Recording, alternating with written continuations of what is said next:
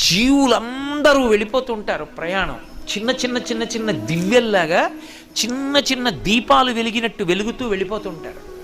అందరూ కాలంలో ఎలా వెళ్ళిపోతూ ఉంటారంటే ఈ కాలం నడుస్తుంటే, అందుకే పోతన గారు భాగవతంలో అంటారు కాలంబు గతి అంటారు, పరమేశ్వరుడి నడక.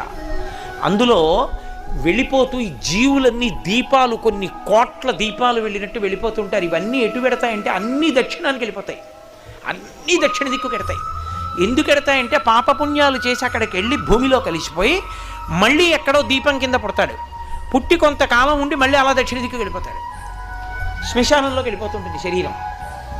ఎవడు ఏ దీపం నేను వెళ్ళనని ఉత్తరానికి తిరిగిందో ఆ దీపం ఇక అందులోకి శరీరం పెడుతుంది, ఇక ఆ దీపం మళ్ళీ పుట్టది. అలా తిరగాలంటే ఉత్తరానికి ఎవరి ముందు కూర్చుంటే తిరుగుతుందో తెలుసా? ఒక్క దక్షిణామూర్తి ముందే.